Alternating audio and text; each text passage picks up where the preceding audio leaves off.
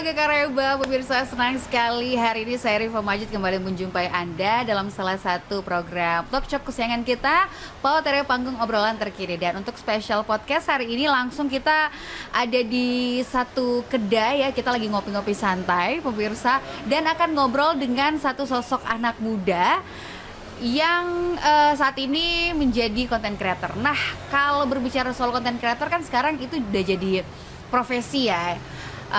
Dan menjanjikan menghasilkan cuan juga, membangun komunitas, dan banyaklah hal-hal positif yang bisa diambil ketika menjadi content creator. Nah, tapi bagaimana jika profesi sebagai content creator ini dihubungkan dengan ranah politik? Nah, kita akan membahas itu pemirsa bersama dengan narasumber saya, seorang anak milenial juga, aktivis atau bukan ya? Nanti kita tanyakan langsung sama dia. Langsung saja kita sapa, ini dia pria Teguh Esa Bangsawan DJ. Hai Teguh, kakak Teguh apa kabar? Alhamdulillah baik. Sehat ya? Alhamdulillah. Bikin konten atau jadi content creator udah sejak kapan? Udah lama kah? Sudah lama. Awalnya itu dari kampus kan? Dari Dari kampus. Awalnya itu bercerita tentang ini, dialog mahasiswa dan dosen. Oke. Bagaimana kemudian dialog mahasiswa dan dosen itu ketika ada mahasiswa yang merasa tidak adil terhadap yang dia dapatkan masalah persoalan nilai. Ya. Ya, kebetulan saya juga yang menulis skenario itu bersama dosen saya, bercerita tentang keresahan mahasiswa. Oke. Terkait masalah ketidakadilan, baik dalam masalah tugas ataupun adanya sarana dan prasarana yang tidak memenuhi. Oke. Sehingga itulah menjadi saya mengangkat sebuah isu problem itu yang masalah Oke, mahasiswa. berarti mengangkat keresahan mahasiswa ceritanya ya. Iya. Jadi tempat curhat anak-anak mahasiswa. Kebetulan kita berdua, saya baru tahu kalau kita ternyata satu alma mater gitu ya. Betul. Oh, jadi cukup mewakili di perasaan dedek-dedek mahasiswa ya. Itu tahun berapa berarti? 2018. 2018. Yang diangkat pure memang soal kehidupan mahasiswa. Ya. Sebelum kita bahas soal topik kita milenial melek politik gitu ya, konten kreator milenial khususnya melek politik, saya penasaran, emang dari awal atau dari dulu udah ada cita-citanya gitu jadi konten kreator, atau dulu tuh waktu kecil cita-citanya jadi apa sih? Kalau dari kecil itu ya sampai sekarang saya awalnya fokus ke akademisi. Oke, pengen jadi akademisi. Kalau dibilang persoalan konten kreator itu ya itulah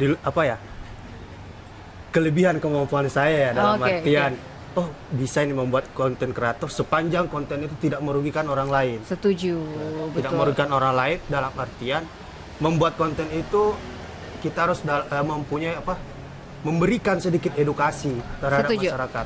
Ada manfaatnya. Karena dengan konten itulah kita bisa memperkenalkan ke kalangan masyarakat kalau ini pentingnya mempelajari situasi sekarang ini, apalagi dalam situasi politik. Nah, itu juga apalagi kan sekarang ya politisi-politisi itu menggunakan media digital, media sosial itu jadi istilahnya wadah untuk berkomunikasi langsung dengan masyarakat, wadah kampanyenya juga, ya kan? Sekarang juga politisi-politisi jadi content creator ya nggak sih? Iya, betul. Ingat gak sih waktu awal ngonten itu followernya berapa? Awal konten itu 10.000 followers. Oh, 10, udah banyak dong ya. Iya. Kalah saya, harus banyak belajar dong sama Teguh nih. Ini kan kamu alumni sejarah gitu betul. ya. Gak ada cita-cita gitu jadi sejarawan apa gitu. Kemudian dari sejarah jadi content creator. Kalau sejarah tetap cita-cita ya sejarawan. Oke. Apalagi kan saat ini saya kan menempuh juga pendidikan di Unhas, ilmu sejarah juga S2, dan di Universitas Indonesia juga saya mengambil jurusan ilmu filsafat. Nah, lalu mengapa saya ambil ilmu filsafat? Karena menurut saya linear. Oke. Ketika sejarah itu kan membahas tentang periodisasinya. Lalu ketika ada dosen mengatakan seumpama, ketika benda itu berusia 50 tahun, itu bisa dikategorikan sejarah. Tetapi kalau pandangan anak filsafat itu tidak. Oke. Tidak, pasti dia akan mencari mencari tahu lebih dalam lagi. Jadi kenapa saya ambil program studi filsafat di Universitas Indonesia? Karena menurut saya hanya di sana aja. Di sana ada dengan di UGM. Cuman kalau dilihat dari ilmu filsafat itu, bagaimana saya mencoba menganalisis sejarah memakai pendekatan filsafat itu sendiri. Ya. Wow, ini menarik nih ya. Anak sejarah kemudian juga belajar filsafat bisa dikatakan relate. Jadi kita bisa menggali ilmunya tuh lebih dalam lagi gitu ya. Tapi anak sejarah, anak filsafat main FTV, main sinetron itu gimana ceritanya itu? Awalnya itu sempat main FTV juga kan ya? Sempat. Awalnya itu 2017 saya ikut casting film Sunset Pantelosari yang kebetulan disutradarai oleh Acha Sanuddin, dan dia juga adalah sutradara yang pernah menerima penghargaan dengan judul sinetron Tukang Bubur Haji. Oh ya. Castingnya itu di Benteng Notre Dame, dan 652 peserta yang diterima hanya 62 orang di situ, dan syutingnya itu di Pantai Losari dan di Sopeng. Nah, disitulah saya mulai, wah ada juga nih bakat saya dalam artian film kan. Kayak menarik nih ya. Setelah itu masuk ke dunia kampus, saya ikutlah di komunitas seni adab, lembaga seni. Disitulah awal saya diperkenalkan lebih dalam seni itu seperti apa. Baik secara menyampaikan sebuah dialog, baik cara pengekspresian, apapun itu. Menjiwai sebuah karakter. Sebuah karakter. Apalagi dalam keseharian saya kan, tidak mungkin saya berkarakter seperti ini, tapi karena adanya tuntutan peran, jadi saya harus melakukan acting seperti ini. Setelah itu, saya mewakili kampus, khususnya di komunitas seni adab yang di Fakultas Adab, ikut lomba festival teater mahasiswa Indonesia di Palopo. Saya ikut di situ, dan disitulah saya mulai terasa lagi dalam artian terus berlatih. Apa sih kurangnya lagi nih? Saya selalu mengevaluasi diri saya. Explore lagi gitu kan. ya. Ini menarik nih, karena kan kita tahu bersama ya bahwa ayahnya Teguh ini adalah seorang aktivis, aktivis korupsi. Siapa sih yang nggak tahu gitu ya, Pak Jusman ya, yang kemarin juga baru aja mendapatkan penghargaan. Nah, nggak ada niatan gitu ya. Saya penasaran, darah seninya dari siapa? Dari bapak kah atau dari ibu? Nanti kita bahas setelah jeda. Jangan kemana-mana, tetap di Poteri Panggung Obrolan Terkini.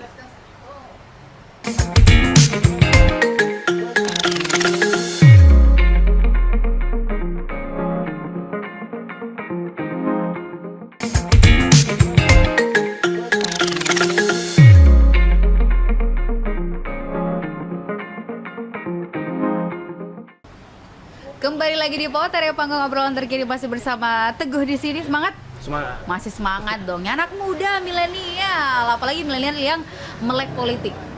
Apakah ini juga karena dorongan ayah yang sebagai aktivis? Saya penasaran juga tadi, melanjutkan dari obrolan kita sebelumnya ya, darah seninya dari mana gitu. Kalau darah-darah aktivisnya saya yakin ada sih gitu ya. Tapi kalau darah seninya dari ayah atau dari ibu nih? Kalau darah seni sih dari kakeknya ayah saya. Karena saya berpikir, loh, bagus juga ini seni. Ketika kita mempunyai keresahan, ya hanya senilah kita bisa memberikan dalam artian tidak ada juga kan undang-undang melarang orang bahwa saya berkesenian menyampaikan suatu isu-isu terkait masyarakat yang entah itu dirampas haknya segala macam. Karena lewat seni itulah saya bisa menyampaikan. Ya, karena ada juga kata-kata kan begini, seni itu menyatukan. Ya, betul. Gak ada yang salah di seni. Iya, gak ada yang salah. Kayak ada juga katakan seperti ini, salam budaya. Kalau kita balik budaya kan salam, kan bisa juga seperti itu. Betul. Ya. Oke. Saya melihat ya penting juga sih berkesenian, penting juga. Jadi menjadikan seni itu, dan sekarang seni digital bisa dikatakan seperti itu, karena kita berkesenian menggunakan media sosial yang akhirnya menyampaikan pesan-pesan kepada masyarakat. Tapi kenapa sih pesan-pesan atau konten-konten yang kamu buat tuh selalu ada warna politik, ada unsur-unsur politiknya? Ya tentunya kalau kita melihat prinsip demokrasi, ada istilah luber, langsung, umum, bebas, rahasia. Iya. Tapi kalau untuk masalah pilihan ataupun yang ramai sekarang ini pilgub ini, ya melihat sosok figur Pak Dhani itu menurut saya baik. Itu kalau misalnya kita bisa lihat prestasi-prestasinya Pak Dhani, melihat Adipura apa, dengan ada juga listinya long wisata, gitu kan. Jadi long wish itu kan dalam artian, oh hijau lagi nih, lorong-lorong ini hidup kembali. Ya saya melihat seperti itu. Tapi kalau misalnya pilihannya siapa, kita lihat di bilik suara nanti. Oke, baik. Nah ini menarik. Kenapa harus Dani Pomanto sih yang diangkat? Gitu. Ya. Karena kan banyak nih di Sulawesi Selatan kalau kita membahas soal pilkada ya, Pilgub 2024 banyak sosok-sosok yang mencuat. Kenapa Dani Pomanto yang spesifik diangkat dalam konten gitu? Apakah memang karena ada istilahnya apa ya, mengidolakan sosok Dani Pomanto atau seperti apa sebenarnya? Awalnya sebenarnya itu Coba-coba. ini kan kayak hubungan profesional. Oke, siap. Profesional lah, artinya kan tahu juga bahwa saya berprofesi dalam kesenian. Tapi bukan berarti saya maksudnya membuat konten seperti itu lalu saya menjadi politik praktis. Tentu tidak. Tapi bagaimana saya tetap profesional lah.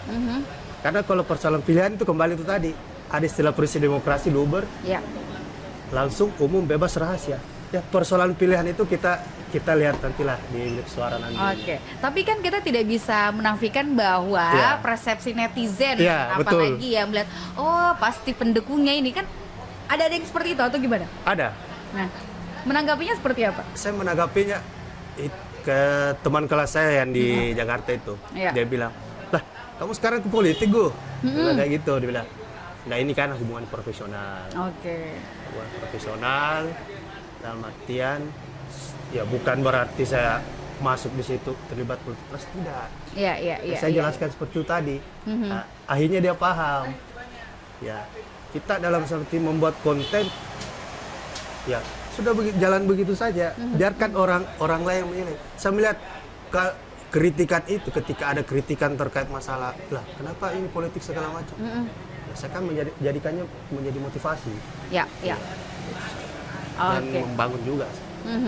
Mungkin seperti itu. Menurutmu kenapa sih milenial itu harus melek politik? Gitu. Kalau menurut saya sih, apapun yang kita lakukan itu tidak terlepas namanya politik. Karena politik itu kan dalam artian bukan tidak mengenal uang politik itu, melainkan juga bersifat ajakan. Semisal contohnya, apa? Ayo pergi nonton konser, otomatis kan berbayar. Berarti politik lagi tuh. Karena dalam artinya bukan politik untuk beda kalau dengan partai yang beda kalau dengan partai. Ini keseharian ini. Melihat konser, nonton konser, berapa dibayar? 150.000. Oh, disinilah politiknya untuk ajakan orang untuk menonton. Ya, cuma hanya upaya atau giat tindakan kinerjanya yang berbeda. Mungkin banyak orang yang masih belum terlalu paham terkait persoalan itu, belum bisa membedakan. Berarti upaya-upaya persuasif dalam kehidupan sehari-hari itu juga politik ya? Iya, tidak terlepas dari politik itu. Jadi kehidupan kita sehari-hari kenapa milenial harus melihat politik? Karena kita tidak lepas dari itu. Iya, tidak terlepas dari itu. Kalau terlibat langsung dengan politik, ada nggak sih cita-cita nanti misal gitu ya? Kalau dibilang cita-cita terlibat langsung politik, saya tidak menjadi pemeran gitu. Ya, saya tidak bahwasanya saya tidak mau terjun ke politik, tidak. Tapi untuk saat ini saya lebih berfokus pendidikan dan menjadi akademisi. Tapi kalau persoalan saya mau terjun ke dunia politik, ya kita lihat nanti ke depannya bagaimana kan, jalan rezeki kita bagaimana. Iya. Tapi tidak menutup kemungkinan bahwa saya menolak, tidak.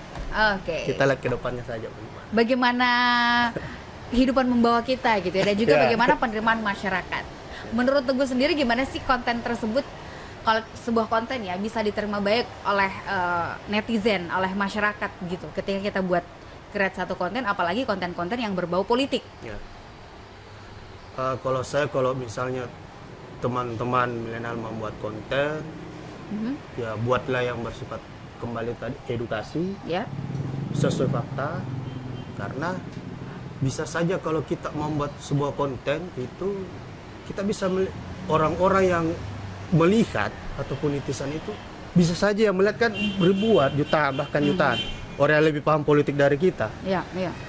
Maka kalau misalnya menuai kritikan itu sebenarnya ya sah-sah saja, wajar masyarakat memberikan seperti itu. Tapi kalau misalnya masyarakat hanya berkuar-kuar memberikan pendapat ini itu ini itu, nah kita lihat dulu. Kita bisa tanya seperti ini. Kalau misalnya dia mengkritik salah satu seumpama calon, dia bilang, buat apa sih Bu? Kau mau ikut begini? Kamu kan tidak tahu. Oke, paling saya balik lagi pertanyaannya. Coba carikan saya satu terkait masalah pasangan calon ini, seumpama satu saja, jelaskan ke saya. Kalau memang ada, kalau memang ada, saya bilang seperti itu. Berarti udah menyiapkan tangkisannya gitu ya. Baik. Menarik. Nanti kita akan lanjutkan lagi obrolan kita bersama dengan Teguh. Tentunya jangan kemana-mana pemirsa, tetaplah bersama kami di Potret Panggung Obrolan Terkini.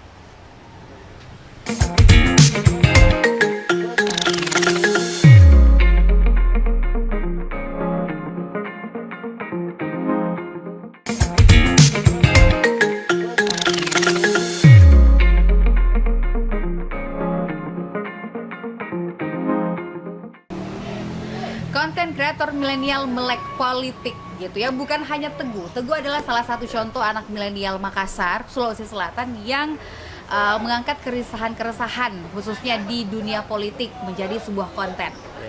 Biasanya konten-konten yang kamu hasilkan itu idenya dari mana? Apakah riset dulu atau apakah ada masukan dari orang lain atau seperti apa? Akhirnya dijadikan diangkat jadi sebuah konten. Awalnya itu dari masukan teman-teman, lalu saya meriset kembali apakah betul yang disampaikan teman-teman. Karena kalau mengangkat sebuah konten apalagi yang berbau politik, tentunya kita harus berhati-hati juga. Iya, betul. Apalagi dengan kalau misalnya sudah viral kemana-mana, kita tidak tahu yang nonton kita orang lebih paham politik. Betul. Ya, itu bisa menjadi bumerang juga bagi kita. Rawan akan gesekan. Akan gesekan juga. Ya kalau misalnya tantangan itu ya apapun itu kita harus jalani lah. Sepanjang betul-betul yang kita sampaikan itu fakta. Biasanya apa sih tantangannya di lapangan ketika membuat konten gitu? Dan ketika konten tersebut sudah terpublish, apa yang biasa menjadi tantangan? Tantangan itu kita kembali lagi ke netizen. Iya. Netizen itu ya. Si maha benar ya, si paling benar gitu. Ya. Kita kembali, hari istilah kan maha benar segala macam. Netizen dalam artian kayak ibaratnya di atas segalanya lah, dia lebih tahu. Ya. Kalau misalnya netizen ya saya sih tidak masalah kalau misalnya mau dikritik apapun itu. Itulah tantangan juga. Ya mau tidak mau harus terima. Karena risiko sebagai public figure pasti ada yang suka maupun tidak suka. Iya, betul. Jadi apapun tantangannya, hadapi. Kalau cuma netizen yang komentar-komentar ya. Apalagi anggap angin lalu aja apalagi gitu dia menyampaikan yang belum tentu benar. Benar. Nah, itu kan tantangan gitu ya sebagai konten creator. Kalau kamu sendiri melihat nih ya, sekarang kan kita menuju ke pemilihan kepala daerah Pilkada 2024. Di Sulawesi Selatan sendiri ada Pilwalkot di Makassar, di kabupaten kota, kemudian yang paling saat ini juga kita nantikan bersama siapa sosok-sosok yang akan bertarung adalah di Pilgub, gitu ya. Nah, tapi kan masing-masing calon, masing-masing partai yang mengusung juga sekarang juga makin canggih nih. Mereka menggunakan teknologi juga untuk mengusung para calon-calonnya, gitu ya. Si para calon ini juga tidak mau kalah, gitu. Kadang-kadang juga pakai AI. Ya kan? Nah, menurut kamu sendiri gimana sih penggunaan AI sekarang di bidang politik? Kalau misalnya penggunaan AI sekarang itu saya melihat memang itu sebuah keunggulan bagi orang-orang yang ini. Tapi yang misalnya contoh, ketika kita menggunakan AI dalam lingkungan pekerjaan, melakukan interview, oke lah kita mulus lah dalam artian diterima. Tapi ketika kita sudah masuk dalam lingkungan pekerjaan tidak sesuai, itu juga sama saja merugikan mereka. Memang AI itu mempunyai keunggulan, membantu kita, memudahkan. Ya. Cuman kembali lagi ke diri kita. Lah, saya menggunakan AI. Ketika saya nanti tiba-tiba masuk sebuah lingkungan pekerjaan, apalagi yang baru politik, ada pertanyaan dari seorang masyarakat yang kemudian dia tidak bisa jawab. Nah, itu kesalahan mereka. Ya.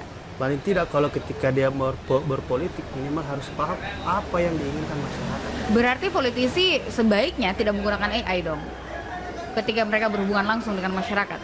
Iya. Kalau kita berpolitik. Kalau menurut saya, kalau menurut saya, ya. Karena disitulah tantangan juga sebagai orang politik, harus berani, harus mempunyai wawasan yang luas, harus memberikan sebuah edukasi, pemahaman terhadap masyarakat. Karena tidak, apalagi misalnya masyarakat pesisir, tidak selamanya akan paham tentang kebijakan pemerintah. Betul. Apalagi yang merasa termarginalkan. Seperti itu. Oke. Nah, menurut kamu siapa sih sosok-sosok gitu ya, yang mencuat saat ini yang istilahnya ya capable dan cocok untuk kita jadikan sebagai pemimpin di Sulawesi Selatan? Dari banyaknya nih ya calon-calon yang mencuat gitu. Ya, kalau saya melihat sih Mbak ya, kita kembali itu tadi masuk anunya Bapak pada hati kita. Ketika saya melihat prestasinya Bapak itu tadi Adipura itu. Oke. Karena ketika kita melihat sebuah prestasinya Bapak Adipura, apalagi juga dia kan anunya ini ikon dari F8 itu sendiri, mengangkat budaya-budaya itu sendiri. Karena saya melihat kehidupan sehari-hari kita itu tidak terlepas dari namanya budaya. Karena budaya itu sudah melekat dalam diri kita. Bahkan budaya menurut saya kalau pandangan filsafat ya, yang mana duluan, agama atau budaya? Budaya? Iya, betul. Benar kan? Budaya dulu. Karena budaya itu melekat adanya tradisi atau kebiasaan orang. Iya. Dan ritual-ritual bersifat spiritual. Lalu setelah adanya itu, maka agama itu hadir. Oke. Memberikan agama itu hadir karena adanya kekeliruan terhadap budaya-budaya apalagi saat ini. Seperti itu. Oke. Nah, dengan sosok tadi yang kamu sebutkan namanya, gitu ya terakhir, apa sih harapan kamu untuk calon pemimpin di Sulawesi Selatan yang terpilih nanti di Pilgub 2024 ini, dan harapan juga untuk proses perpolitikan kita di Sulawesi Selatan apa? Ya, kalau menurut saya apalagi calon-calon yang maju di Pilgub ini, ya semuanya berpotensi, semuanya memiliki skill, semuanya memiliki wawasan yang luas. Cuman kalau menurut saya, bagaimana kemudian memperhatikan masyarakat pesisir ataupun masyarakat yang merasa termarginalkan ataupun bahkan tidak adanya sentuhan dari masyarakat, dari pemerintah sendiri. Karena kalau kita melihat masyarakat yang termarginalkan itu, apalagi yang di pesisir itu kan otomatis kan tidak terlalu paham tentang teknologi. Iya, betul. Jadi bagaimana kemudian pemimpin nantinya siapapun itu yang terpilih, bagaimana memperhatikan masyarakat yang di bawah. Sampai ke pelosok-pelosok, jangan sampai ada lagi masyarakat yang merasa terpinggirkan, dimarginalkan. Oke. Siap. Terima kasih banyak Teguh waktunya. Hari ini sudah berbincang-bincang, ngobrol kita santai ya di kedai 17. Betul. Gitu ya. Ini kedainya punya si narasumber kita langsung nih. Kita ditraktir ceritanya di sini nih. Oke, terima kasih sekali lagi, dan juga pemirsa, terima kasih juga sudah menyaksikan obrolan kami di Potere hari ini. Semoga obrolan kami bisa menginspirasi Anda, dan jangan lupa untuk terus saksikan beragam topik-topik menarik dan juga narasumber-narasumber yang tidak kalah menarik yang kami hadirkan di Potere hanya di iNews TV Makassar. Saya Rifa Majid pamit. Assalamualaikum warahmatullahi wabarakatuh. Salam kita pada selamat.